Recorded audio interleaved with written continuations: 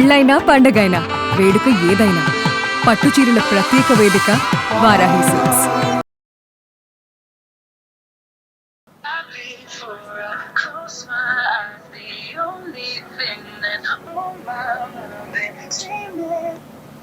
Hello hello. Sahasra అండి, అవునండి. Suman TV అందమైన జీవితం ప్రోగ్రామ్ నుంచి కాల్ చేస్తున్నానండి. Hi madam. హాయ్ మా. నమస్తే మేడం. నమస్తే నమస్తే సహస్ర. మీ మెయిల్ రీసెంట్గానే చూశాను కానీ వెంటనే మీతో మాట్లాడాలి. డెఫినెట్గా డాక్టర్ గారి సలహా మీకు చాలా అవసరం అనిపించింది సహస్ర, నాకైతే పర్సనల్గా. రైట్, ఒకసారి కళ్యాణ్ గారితో మాట్లాడండి. నమస్తే సార్. నమస్తే అమ్మా. పేరు సహస్ర అమ్మా? నా పేరు సహస్ర సార్. నాకు 24 years సార్ నాది ఏజ్. ఓకే, చెప్పమ్మా. నాకు చాలా చాలా గిల్టీగా ఉంది మేడం, చాలా బాధగా ఉంది అసలు. బాధపడకు. చెప్పమ్మా దేని గురించి గిల్ట్?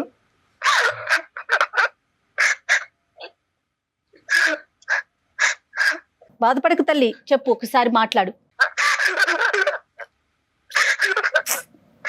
నేను చెప్పా కదండి, నేను 2-3 సార్లు రీచెక్ చేశా. చెప్పుమా.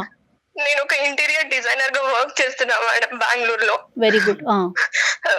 నేను చాలా కామ్ గోయింగ్ అండ్ చాలా డెడికేటెడ్ పర్సన్ మేడం. వర్క్ పట్ల గానీ చాలా రెస్పెక్టబుల్ పొజిషన్ లో ఉన్నాను మేడం నేను.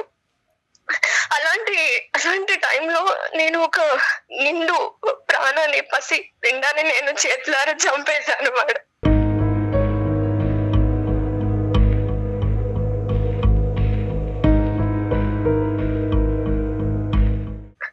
ఒక పసి పిండాన్ని గ్రో అవ్వకుండానే చంపేశాను. ఒక చేత్తో ఒక రకంగా నులిపి చంపేసినట్టు చంపేశాను.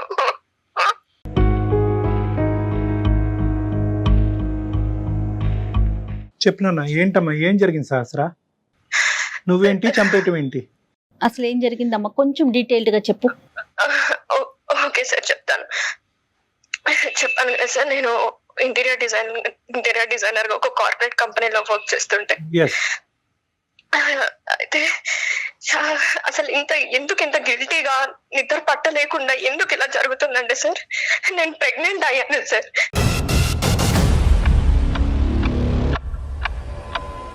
నాకు తెలియకుండానే, నా నోటీస్ లో లేకుండానే నేను ప్రెగ్నెంట్ అయ్యాను సార్.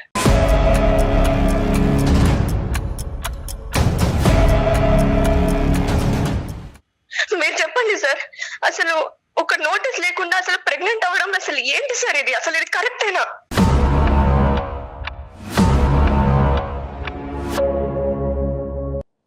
కరెక్టా రాంగా కాదమ్మా, అసలు ఎలా జరిగింది? ఒక 4 days బ్యాక్ నేను క్యాబ్ లో వెళ్తున్నాను సార్ ఆఫీస్ కి. ఓకే. ట్రావెల్ చేస్తున్నా, డైలీ క్యాబ్ లోనే వెళ్తాను. ఓకే. వెళ్తుంటే సడన్ గా నేను క్యాబ్ లో ట్రావెల్ చేసినప్పుడు ఫెయింట్ అయ్యి కళ్ళు తిరిగిపోయి అక్కడే పడిపోయాను క్యాబ్ లో. ఆ విషయం నాకు కూడా తెలియదు. సో మా క్యాబ్ డ్రైవర్ సడన్ గా నన్ను తీసుకెళ్లిపోయి హాస్పిటల్ కి షిఫ్ట్ చేసేసాడు. అక్కడ హాస్పిటల్ కి వెళ్ళి అడ్మిట్ అయిన తర్వాత కొంచెం సేపటికి నాకు డాక్టర్స్ గానీ అక్కడ నర్సెస్ గానీ కంగ్రాచులేషన్ అని చెప్తున్నారు నాకు.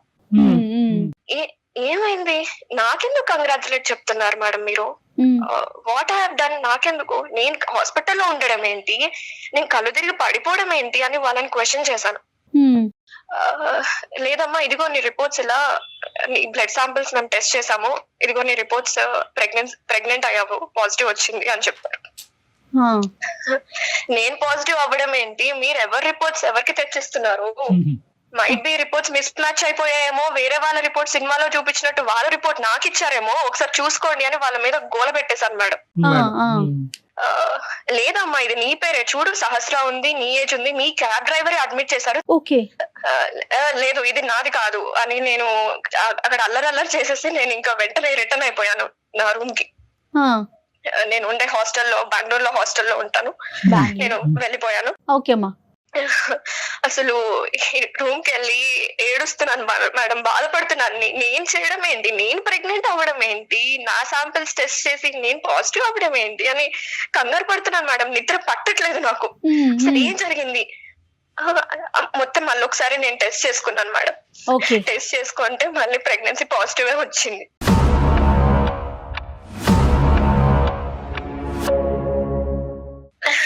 ఇది పక్కన పెడతా మేడం. యాక్చువల్ గా నేను వర్క్ చేసే కంపెనీలో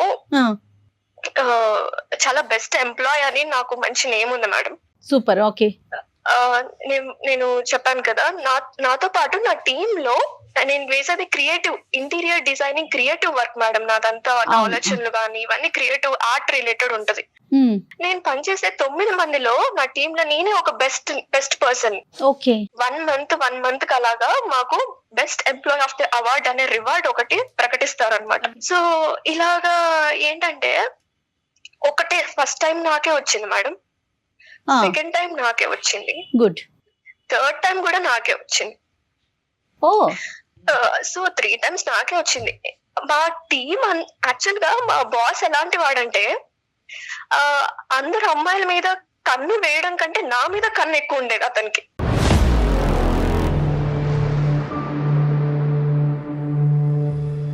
ఒక 2 months బ్యాక్ నాకు ఒకసారి ప్రపోజ్ కూడా చేశాడు. నా క్యాబిన్ లో నేను బేలో కూర్చున్నప్పుడు కూడా నన్ను చూసుకుంటూ వెళ్ళడము, ఎప్పుడెప్పుడు ఈ అమ్మాయి ఖాళీగా దొరుకుతుందా, ఎప్పుడెప్పుడు తినని ముట్టుకుందామా అన్న ప్రయత్నంలో ఉంటాడు మేడం అతను. అతని బిహేవియర్ చూస్తుంటే అలా అనిపించేది నాకు. ఏజ్ ఎంతమ్మా? మ్యారీడేనా? అతనికి 35 years ఉంటాయి మేడం. ఓకే. మ్యారీడేనా? మ్యారీడే మేడం. నీ వయసు ఎంత అమ్మా? నాది 24 సార్. తప్పుగా అనుకోకమ్మా. నీకు ఎవరైనా బాయ్ ఫ్రెండ్స్ అదేమన్నా ఉన్నారా? లేదు సార్, నేను అసలు ఇప్పటి వరకు రిలేషన్ లో ఎవరితో లేను. అమ్మ నాన్న ఎక్కడ ఉంటారమ్మా? మా మదర్ ఫాదర్ హైదరాబాద్ లోనే ఉంటారు సార్. మా ఫాదర్ వచ్చేసి ఒక ప్రైవేట్ బ్యాంక్ ఎంప్లాయ్ లో తన మేనేజర్, బ్యాంక్ ఎంప్లాయ్ తను. ఈ ప్రెగ్నెన్సీ గురించి అమ్మ నాన్నకి చెప్పావమ్మా? ఎవరికి తెలీదా? లేదు సార్, ఎట్లా చెప్తాను సార్, వాళ్ళు తలెత్తుకోకుండా ఉంటారు సార్, నేను ఎలా చెప్పగలను?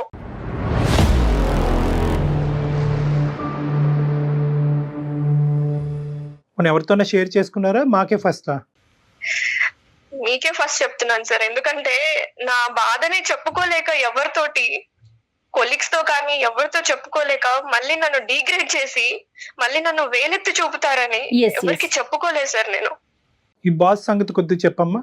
బాస్ ఎలా ఉంటాడంటే మేడం, నాతోటి చాలా ఎప్పుడెప్పుడు దొరుకుతుందా ఈ అమ్మాయి అన్నట్టు మాట్లాడతారు సార్. రైట్. ఓకే. ఎప్పుడు చూసినా బాస్ ని పొగడ్డం, ఆ భజన చేస్తూనే ఉంటారు వీళ్ళందరూ, మిగతా ఎంప్లాయీస్ అంతా, మీ టీమ్ మెంబర్స్ అంతా. ఎందుకంటే ఆ ఎంప్లాయీస్ మైండ్ సెట్ ఎలా ఉంటదంటే ఇంక్రిమెంట్ కొట్టేయాలి, ఒక నెక్స్ట్ ప్రమోషన్ కి వెళ్ళాలి, ఆ బాస్ హెల్ప్ ఉంటేనే కదా మనం వెళ్ళేది అన్న మైండ్ సెట్ తోటి ఎప్పుడు ఆయన చుట్టూ భజన చేస్తూ ఆయన లంచ్ కి తీసుకెళ్లడం, డిన్నర్ కి తీసుకెళ్లడం ఇలా చేస్తూ ఉంటారు మేడం. వీళ్ళు నాకు 1, 2, 3 థర్డ్ టైం వరకు ఇలా రివార్డ్స్ వచ్చాయి కదా మేడం. మాకు ఎలా ఉంటదంటే ఒక్కసారికి ₹1,00,000 ఇస్తారు మేడం, 1 lakh ఒక రివార్డ్ బోనస్. నా సాలరీ ఏంటంటే మేడం, నాకు 75,000 సాలరీ. ఓకే.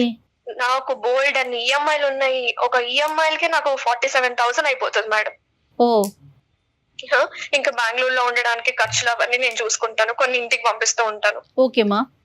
ఎంప్లాయీస్ అందరూ ఏమైపోయారంటే మేడం, వీళ్ళందరూ కలిసి సహస్ర ఒక మంచి పొజిషన్ కి వచ్చేస్తుంది, ఇంక్రిమెంట్ల మీద ఇంక్రిమెంట్లు వస్తున్నాయి అని జెల్లస్ పట్టుకున్నారు మేడం నన్ను చూసి. ఓకే.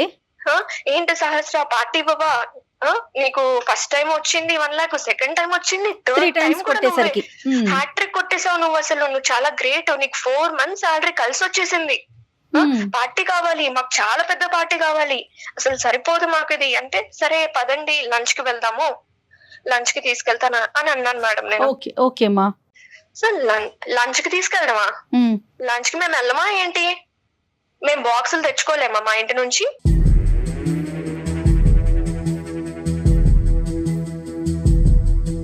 మేము ప్రిపేర్ చేసుకొని తెచ్చుకుంటాం. సరే డిన్నర్ కి వెళ్దాము, ఈ లంచ్ లో ఫుడ్లు మాకొద్దు, ఎక్కడికన్నా దూరంగా మంచిగా అవుటింగ్ కి వెళ్దాం.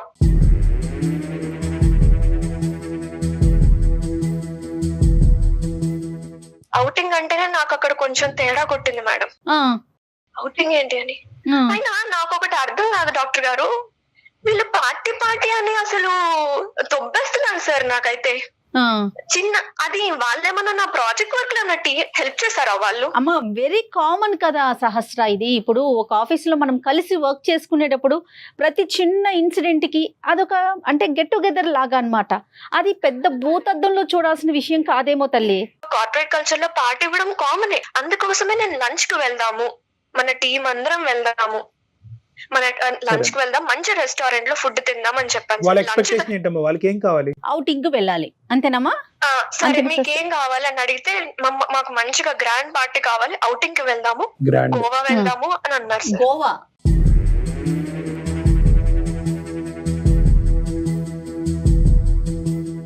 మేము బూస్ట్ చేయాలి, మేము ఆల్కహాల్ కన్స్యూమ్ చేసుకోవాలి, అక్కడ మందు ఎంజాయ్ కావాలి. చేయాలి అన్నారు ఓ సార్. టీమ్ లో మొత్తం ఎంతమంది అంటే అమ్మాయిలు అబ్బాయిలు ఉన్నారమ్మా? ఆ అబ్బాయిలు అమ్మాయిలు ఇద్దరు ఉన్నారు మేడం. Okay okay. మందు కావాలి. అనగానే నేను ఆల్కహాల్ తాగను కదా, బట్ నేను ఎలా వస్తాను అంటే, సరే నువ్వు ఆల్కహాల్ తీసుకోకు, మేము బూస్ట్ చేస్తాము, మీరు జస్ట్ కంపెనీ సహస్రా నువ్వు అంతే. నువ్వు తీసుకో, కానీ మామూలుగా జనరల్ గా మీ పార్టీస్ లో ఆల్కహాల్ ఉంటదమ్మా, మద్యపానం ఉంటదా? ఉంటది సార్, ఉంటది. సో ఇదేం కొత్త ఏం కాదు. వాళ్ళు అడిగింది కూడా, వాళ్ళు అడిగింది మాత్రం కొత్త ఏం కాదు. ఎటొచ్చి నువ్వు తాగవన్నది అందరికీ తెలుసు. తెలుసు. ఓకే అమ్మా. నేను తాగను, నాతో పాటు నేను కొంచెం క్లోజ్ గా ఉండే ఒక అమ్మాయి ఉంటది నా పక్క క్యాబిన్ లో, కావ్య అని. ఆ అమ్మాయితోనే కొంచెం షేర్ చేసుకుంటూ ఉంటాను. ఓకే. అసలు నన్ను ఊపిరి ఆడలేవులేదు సార్. అసలు ఇంకా వచ్చేంత వరకు ఇంకా వాళ్ళు ఫ్లైట్ టికెట్స్ అన్ని వాళ్ళు బుక్ చేసేసారు. మేము ఇలా చేసేస్తున్నాం, చేసేసిన తర్వాత నాకు స్క్రీన్ షాట్ పెట్టేశారు. Right, okay. So your compel to go అంతే. ఓవర్ నైట్ అమ్మా, ఓవర్ నైట్ స్టే అది? అవును sir, over night stay 2 days కి ప్లాన్ చేశారు సార్. వెళ్ళడము, అక్కడ ఒక రోజు స్టే చేయడం, మళ్ళీ రిటర్న్ అవ్వడము. సో ఇంకా నేను అక్కడ పార్టీ కల్చర్ లో కూర్చున్నాం సార్. వీళ్ళందరూ తాగుతున్నారు. అసలు ఆ గోవాలో అయితే నా కొలీగ్స్ అమ్మాయిలు అబ్బాయిలు అనే తేడా లేకుండా అందరూ తాగుతున్నారు సార్, నేను ఒక్కదాన్ని తప్ప.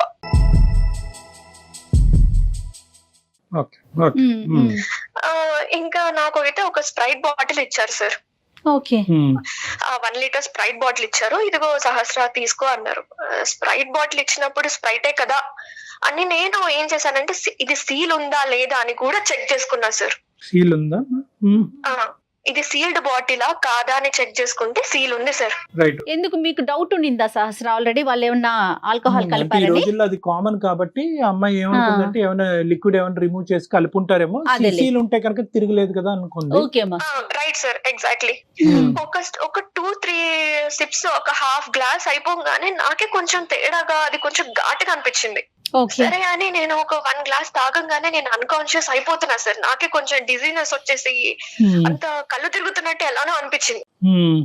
ఇంకా నాకు తెలియకుండానే అన్ఇంటెన్షనల్ గా నేను ఒక గ్లాస్ కాకుండా ఇంకొక గ్లాస్ తాగుతూనే ఉన్నా సార్.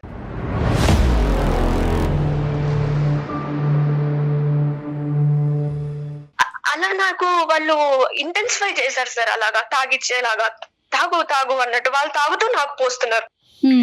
అయితే నేను ఆ సబ్ కాన్షియస్ అయ్యే టైంలో నేను చూసుకుంటే ఏంటంటే, ఆ టేబుల్ మీద కొంచెం ఆ స్ప్రైట్ లో నుంచి కారుతున్నట్టు, ఎవరో ఒక బాటిల్ ఒలకపోస్తే, గ్లాస్ తెలియకుండా ఒలకపోస్తే టేబుల్ మీద అంతా ఎలా స్ప్రెడ్ అయిపోతుందో మేడం, అలా స్ప్రెడ్ అయిపోయింది ఆ టేబుల్. బాటిల్ నుంచి లీక్ అవుతుందమ్మా. బాటిల్ లో లీకేజ్ ఉంది.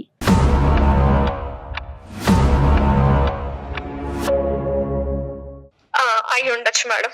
రైట్. మొత్తం ఆ టేబుల్ అంతా స్ప్రెడ్ అయిపోతుంటే నాకు అప్పుడు అదొకటి గుర్తుంది మేడం నాకు. Okay okay. ఇంకా నాకు తర్వాత ఏం జరిగిందో మేడం నాకు అసలు తెలియదు మేడం.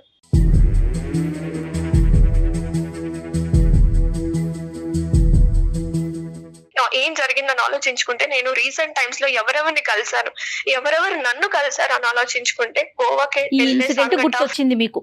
ఈ బాస్ కూడా వచ్చాడా? బాస్ కూడా వచ్చారమ్మా? నాకు తెలియదు మేడం మీరు అన్నట్టు. అయితే నాకు కూడా ఇలాగే డౌట్ వచ్చింది మేడం, ఇలాగే బాస్ కూడా వచ్చాడా ఏంటి అని. అయితే నేను చెప్పాను కదా మేడం, నా పక్క బేలో ఉండే కావ్య అనే అమ్మాయి నాకు కొంచెం క్లోజ్ గా ఉంటది కాబట్టి నాకు జరిగిన తర్వాత వెళ్ళిపోయాను ఇంటికి. మొన్న వెళ్ళి తనని కలిసి చంపబెట్టి ఒక్కటి కొట్టేశాను మేడం గట్టిగా. అసలు ఏం జరిగింది నువ్వు చెప్తావా చెప్పవా, ఆ రోజు ఏం జరిగింది, నన్ను ఏం చేశారు, నేను తాగిన తర్వాత అన్కాన్షియస్ అయ్యా, అక్కడి వరకే నాకు గుర్తుంది, తర్వాత ఏం చేశారు నన్ను చెప్తావా చెప్పవా అని బతిమలాడుకున్నాను మేడం. తర్వాత అమ్మాయి అసలు నోరిప్పట్లేదు, ఏం చెప్పట్లేదు మేడం అసలు. సో తనకి అంతా తెలిసేమో అని నేను ఇంకా తన కాళ్ళు కూడా పట్టుకున్నా మేడం, చెప్పమ్మా ప్లీజ్ ఏమైంది అని. అప్పుడు తను ఓపెన్ అప్ అయింది మేడం నా బాధను చూడలేక. ఓకే. అవును సహస్ర, పార్టీకి వెళ్ళాము, తర్వాత నిన్ను ఒక రూమ్ కి తీసుకెళ్లారు, షిఫ్ట్ చేశారు.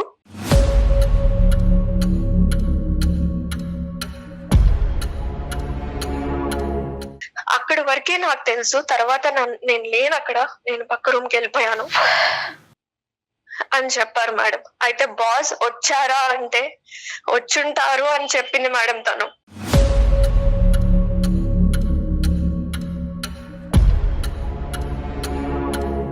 కదమ్మా, ఒక సీల్ తీనటువంటి బాటిల్లోంచి ఎలా మిక్స్ చేస్తారమ్మా? నా అనుమానం అయితే ఆ టేబుల్ అంతా కారిపోయింది కాబట్టి స్టీల్ బాటిల్ అయితే అలాగే ఉంది సార్. కానీ ఏమన్నా ఇంజెక్ట్ చేసి ఉంటారనా?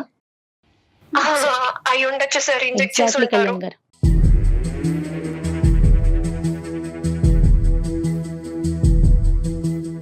ఇదంతా నలుగురు కూడబలుక్కుని ఈ విధంగా చేద్దాం అని చేసినటువంటి ఆలోచన అంటారా, లేదంటే ఒక్క మనిషికి వచ్చే ఆలోచన?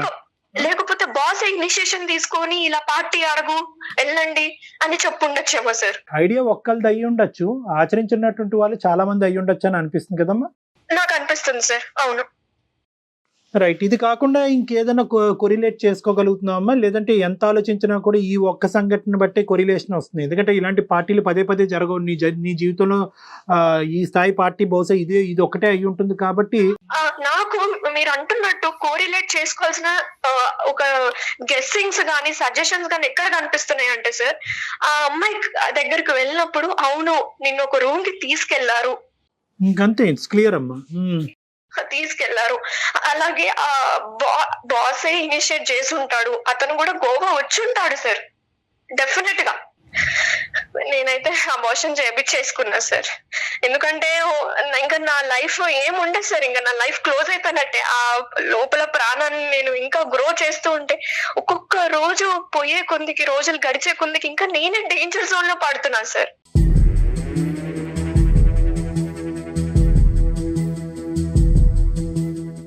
నేను మీకు ఎందుకు మెయిల్ చేశానంటే మేడం, అమ్మా నేను ప్రతి రోజు ప్రతి నిమిషం గిల్టీగా ఫీల్ అవుతున్నాను మేడం. Naturally. నాకు అన్నం తినబుద్ధి కావట్లేదు, ఏం చేయబుద్ధి కావట్లేదు, ఒక్కదాన్నే రూమ్ లో ఉండి ఏడ్చుకుంటూ బతుకుతున్నాను మేడం. ప్రతి నిమిషం ఏదైనా పని స్టార్ట్ చేసినా సరే నాకు అదే గుర్తొస్తుంది.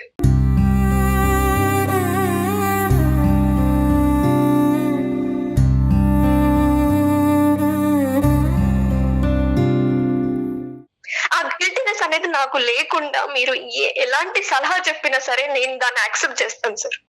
ఎలాంటి సలహా చెప్పినా కూడా నిన్ను సేద తీర్చగలిగేటటువంటి ఇది లేదేమో అని నాకు అనిపిస్తుందమ్మా. బట్ స్టిల్ నేను ఒక అటెంప్ట్ అయితే చేస్తాను. ఎందుకంటే ఇక్కడ ఎంత కాదనుకున్నా కూడా మిక్స్డ్ ఇమోషన్స్. ఒకటి, వద్దు అనుకున్నా కూడా ఒక పార్టీకి వెళ్ళటం, పార్టీలో ఒక అనూహ్యమైనటువంటి పరిస్థితుల్లో లిటరల్గా చెప్పాలి అంటే నిన్ను చేశారు.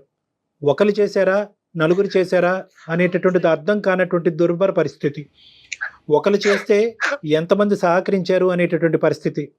సో ఇలాంటి రకరకాల ప్రశ్నలు, వేధింపులు, ఆలోచనల మధ్యలో ఈరోజు నువ్వు గర్భవతి అవటం అనేటటువంటిది ఆ పుండి మీద చాలా కారం జల్లినట్టు అయింది. గర్భవతిగా ఉండటానికి నేను సమాజంలో తలెత్తుకోలేను, నా తల్లిదండ్రులకి సమాధానం చెప్పుకోలేను. ఏ తప్పు చేయనటువంటి నేను ఈరోజు ఒక పసికొందుని నేను భూప్రపంచం మీద తీసుకొచ్చి వాళ్ళకి ఏం సమాధానం చెప్తాను అనేటటువంటి ఆలోచనతో, నీకు ఇష్టం లేకపోయినా నిన్ను నువ్వు చంపుకోవటం అనేటటువంటిది ఇంకా ఈజీ ఏమో, అలాంటి ఆలోచనతో నువ్వు అబార్షన్ చేయించుకున్నావు. అది కూడా చేయడానికి ట్రై చేశాను సార్. కానీ నేను అంతా ఏదో సాధించాలి నా పేరెంట్స్ ఏమైపోతారు సార్, అది కూడా ఆలోచించుకుంటే. అమ్మా ఇప్పుడు ఏంటంటే బహుశా నేను ఇలా లిస్ట్ చేసుకుంటూ పోతే కనుక దెబ్బ మీద దెబ్బ లిటరలీ ఏంటంటే నువ్వు మానసికంగా, శారీరకంగా చచ్చిపోయినంత పరిస్థితి ఏర్పడిందమ్మా ఇప్పుడు. అవును సార్, అవును. కాబట్టి నేను ఇందాక చెప్పే ముందే నిన్న ఒక మాట అన్నాను. బహుశా ఏ విధంగా నేను నీకు మాట్లాడగలిగితే కనుక నీ మనసులో వేదన, బాధ తగ్గుముఖం పడుతుంది అనేటటువంటిది. బట్ స్టిల్ నేనేమనుకుంటున్నానంటేనమ్మా, టుడే యు ఆర్ సేఫ్. నువ్వు సేఫ్గా ఉండి, మానసికపరమైనటువంటి బాధ అనేటటువంటి ఒక అంశం అయితే కనుక నువ్వు సేఫ్గా ఉండి మాకు కాల్ చేసావు. అది నాకు ఈరోజు ఏంటంటే బహుశా ఇంకో ఆడపిల్ల నీ స్థానంలో ఉంటే కనుక ఇంకో నిర్ణయం తీసుకునేదేమో. ఆలోచన వరకే కాదు, అది ఏంటంటే అది ఆచరించేటటువంటి ప్రయత్నం కూడా, తన ప్రాణాలను తీసుకునేటటువంటి ప్రయత్నం చేసుండేదేమో.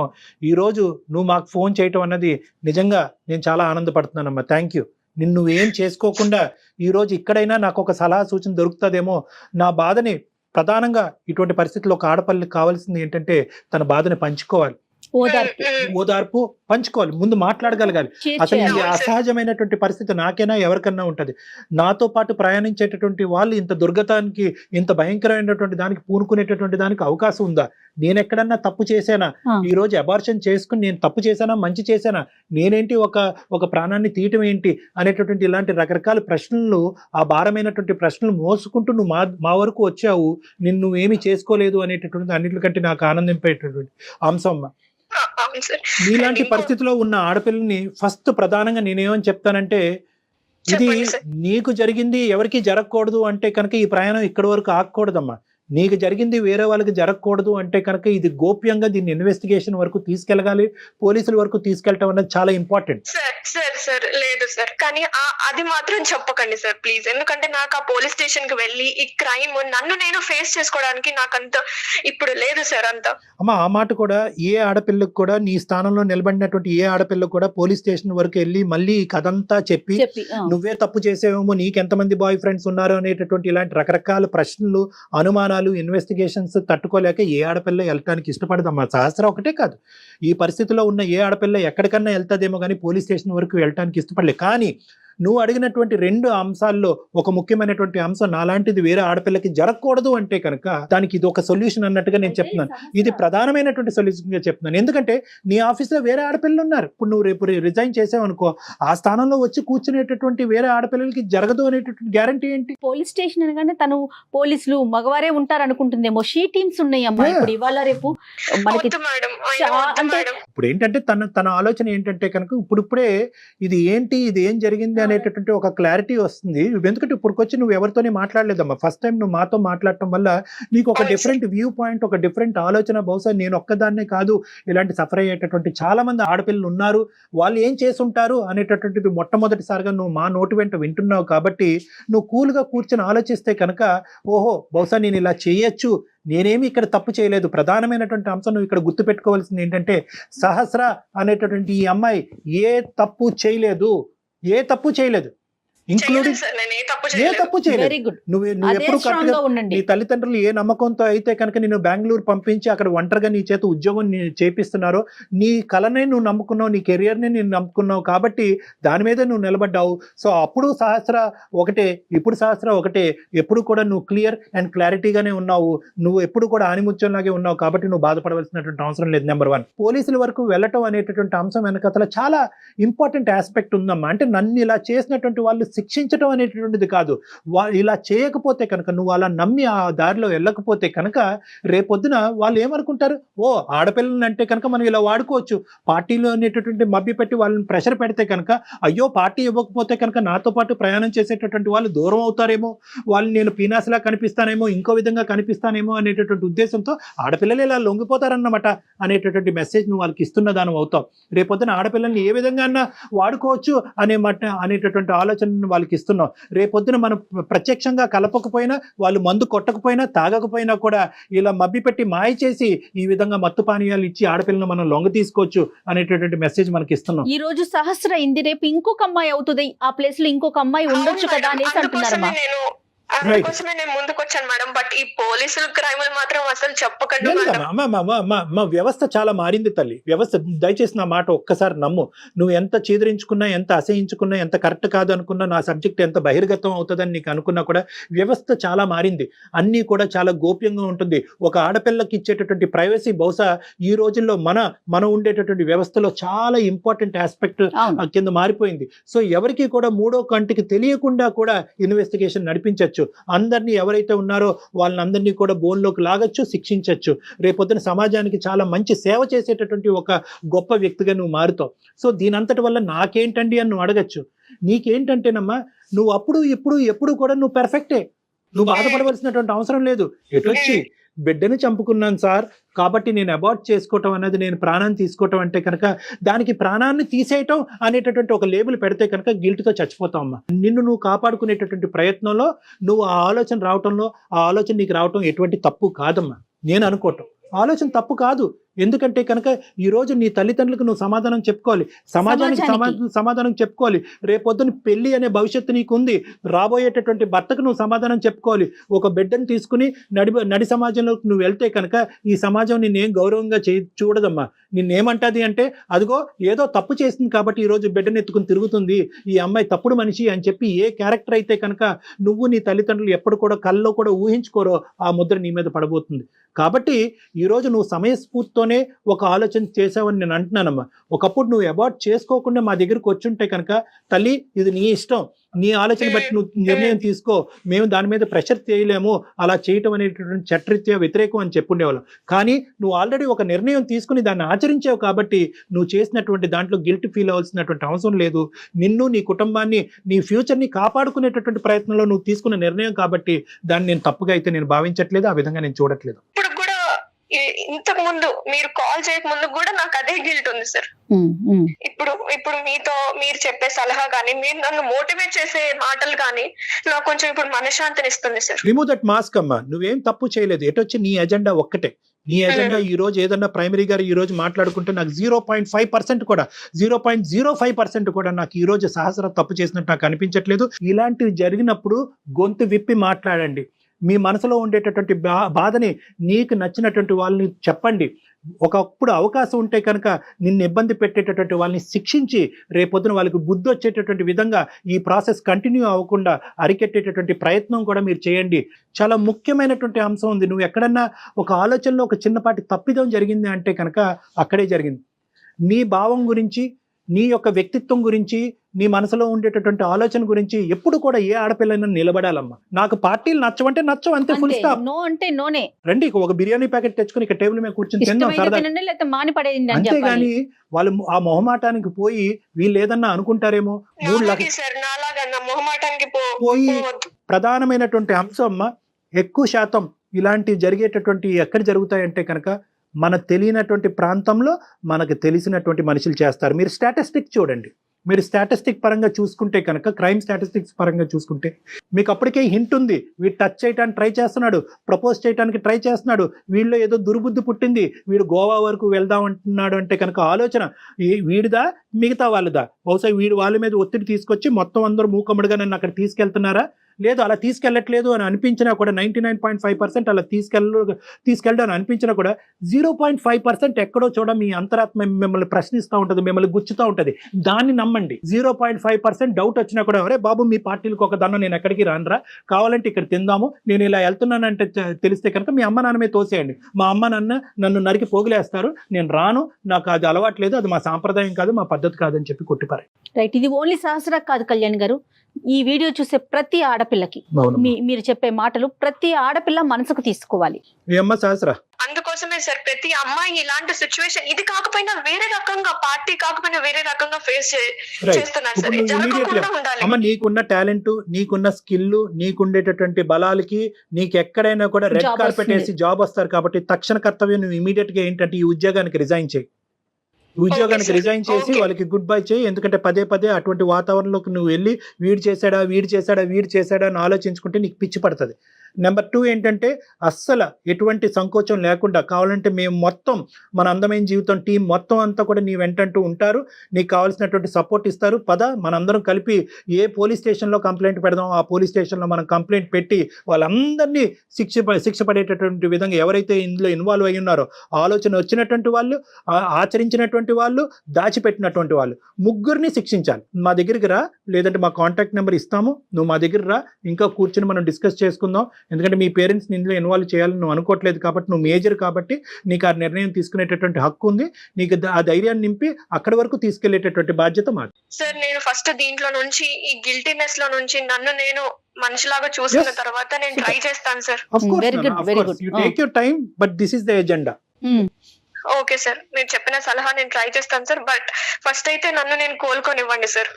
ఆల్ ద బెస్ట్ నాన్న, all the best. Very good sir. ఇంకొక చిన్న మాట మీకు చెప్పాలనుకుంటున్నాను. సారీ సార్, ఏంటంటే అసలు నా పేరు సహస్ర కాదు, ఎందుకంటే సెక్యూరిటీ పర్పస్ కోసం నేను అలా చెప్పాను sir. Of course, well done, very good అమ్మా, వి అప్రిషియేట్ దట్. దానికి అపాలజీ ఎందుకమ్మా? Thank you sir. All the best అమ్మా, గుడ్ లక్ అమ్మా, టేక్ కేర్, బాయ్ అమ్మా, జాగ్రత్త అమ్మా, take care of yourself, bye, good luck, bye.